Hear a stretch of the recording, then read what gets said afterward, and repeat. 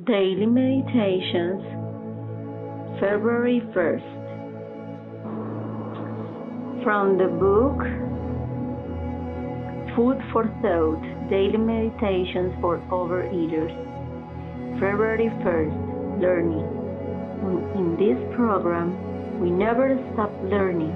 It takes time to absorb the overeater's way of life. Some of us start with great enthusiasm, expecting perfection all at once. When we do not achieve it, we are sometimes tempted to give up and go back to the old self-destructive way of eating the wrong kinds of food and in the wrong amounts. One of the most important things we learn in overeaters is patience with ourselves. We seek progress, not perfection. We work for it one step at a time, one day at a time. Our higher power accepts us and loves us we are right now today. By turning our lives over to Him and humbly asking for guidance, we become receptive to His teaching. As we grow slowly, we learn from our mistakes even more than from our successes. We are willing to be again as little children, and we are willing to accept suggestions and help from those who have had more experience and time in the program. We do not have to continue to make the same mistakes over and over again. We can learn the new way of life if we will walk into it patiently and slowly. Open my body, mind, and heart to your teaching, Lord. From the book Touchstones, Daily Meditation for Men, February 1st. Who of us is mature enough for offspring before the offspring themselves arrive? The value of marriage is not that adults produce children, but that children produce adults. Peter D. Bryce. Many of us, in entering recovery, are confronted with guilt about our roles as fathers. We can see so clearly with hindsight that we could have been better parents. Others of us recall the unfairness of our own parents and find it hard to forgive them. This mixture of guilt and resentment is part of the package of recovery. If we remained the same and never learned anything new, we wouldn't have to feel guilty about the past or face our need to let go of resentment. Our spiritual renewal requires that we forgive ourselves and accept the forgiveness of those around us.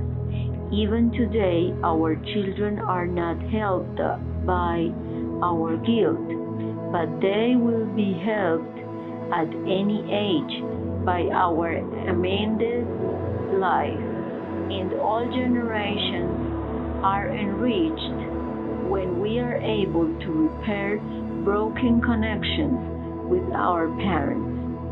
I can accept the increased consciousness that recovery brings without punishing myself for what I didn't know. From the book Each Day a New Beginning, Daily Meditations for Women. Monday, February 1st. You were there when I needed you. You stood above all of the others with your strength, and you guided me. To each of you, I offer my being, my love, and all that I am. Deidre Sarol. Each of us is guided while we act as guides to one another. Throughout the day, throughout our life, we are interdependent. Everywhere we look, someone is learning from us and we from her. We often know not what we give when we give it, and we seldom realize the value of what we are receiving at the time we accept it. Resistance to what another person is offering us may be our natural response, but the passage of time highlights the value of the experience. We can look for the comforters in our life. They are there offering us strength and hope enough to see us through any difficulty. We need both the rough times and the soft shoulders of a friend. They contribute equally to the design our lives are weaving. The rough times press us to pray, to reach out to others for solace. And our pain gives others the chance to heal our wounds. We are all healers offering strength, and we all need healing. One of the greatest gifts of my recovery is giving and receiving strength. The language of letting go. Daily meditations on codependency. Monday, February 1st, Step 2. Came to believe that a power greater than ourselves could restore us to sanity. Step 2 of Al-Anon.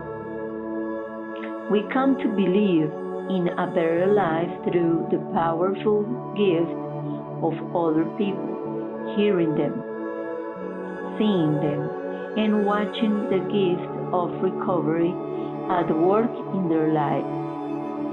There is a power greater than us.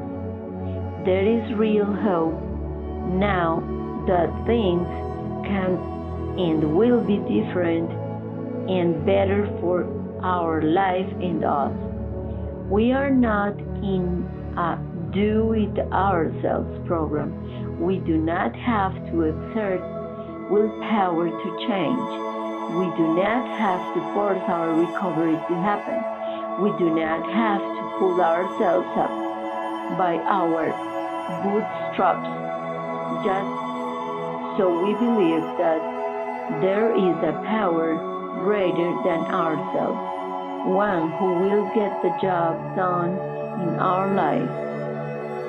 This power will do for us what your greatest and most diligent efforts could not accomplish.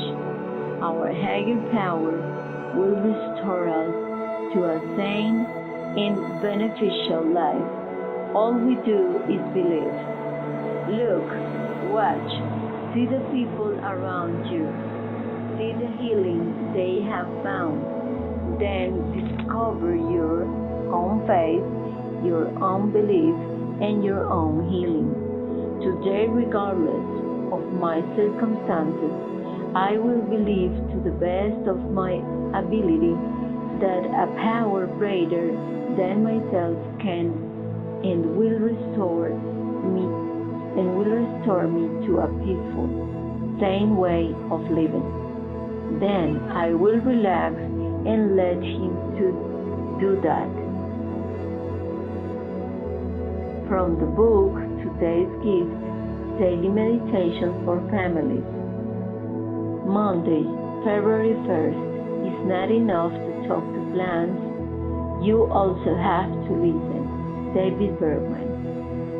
Plants grow best when we pay attention to them.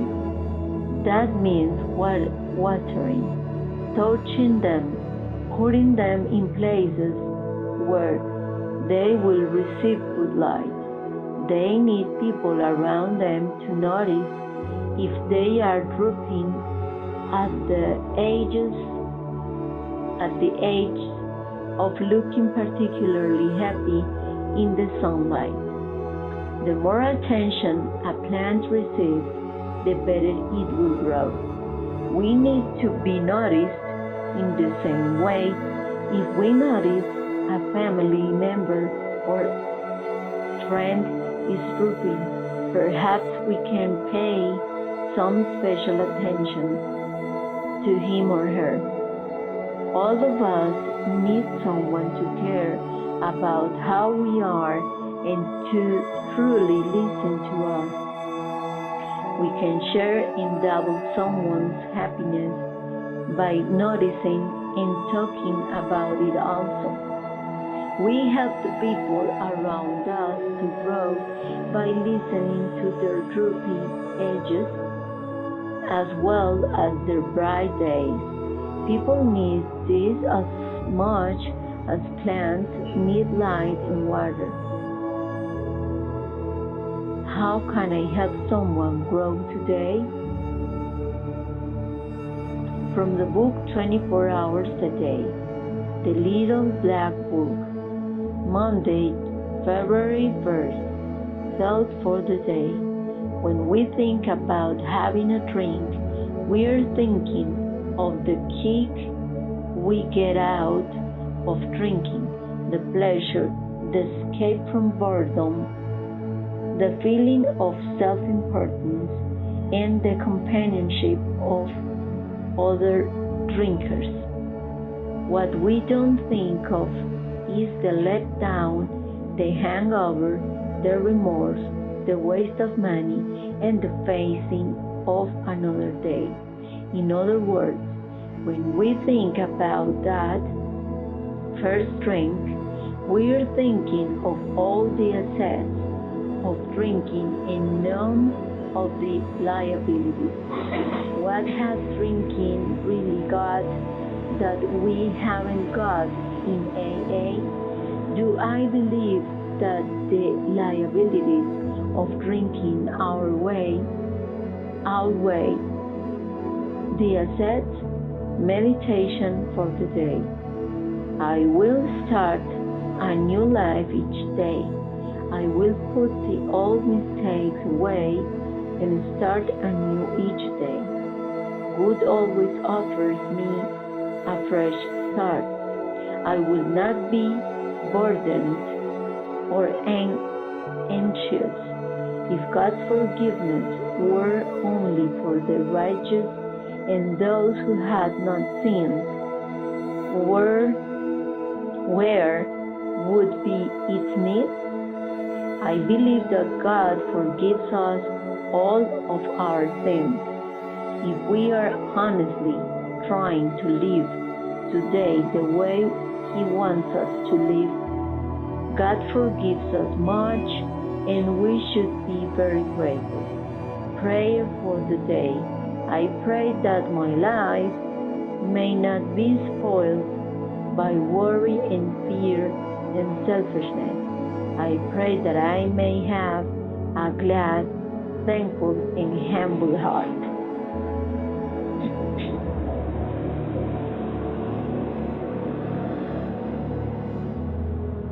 Daily Reflections of Alcoholics Anonymous. February 1st. Goal: sanity. Step 2. Gently and very gradually begun to infiltrate my life. I can't say upon what occasion or upon what day I came to believe in a power greater than myself, but I certainly have that belief now. 12 Steps and 12 Traditions, page 27. came to believe. I gave lip service to my beliefs when I felt like it or when I thought it would look good. I didn't really trust God. I didn't believe He cared for me. I kept trying to change things I couldn't change. Gradually, in disgust, I began to turn it all over, saying, "You're so omnipotent. You take care of it." He did. I began to receive answers to my deepest problems, sometimes at the most unusual times, driving to work, eating lunch, or when I was sound asleep. I realized that I hadn't thought of those solutions. A power greater than myself had given them to me. I came to believe.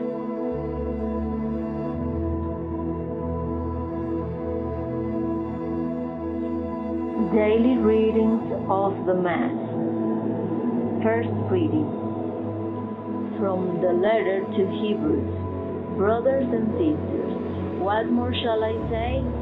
I have not time to tell of Gideon, Barak, Samson, Jephthah, of David and Samuel, and the prophets, who by faith conquered kingdoms, did what was righteous, obtained the promises.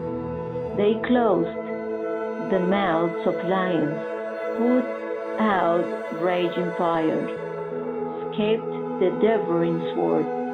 Out of weakness they were made powerful, became strong in battle, and turned back foreign invaders. Women received back their dead through resurrection. Some were turned and would not accept deliverance. In order to obtain a better resurrection, others endured mockery, scourging, even chains and imprisonment. They were stoned, sawed in two, but put to death at sword's point. They went about in skins of sheep or goats, needy, afflicted, tormented.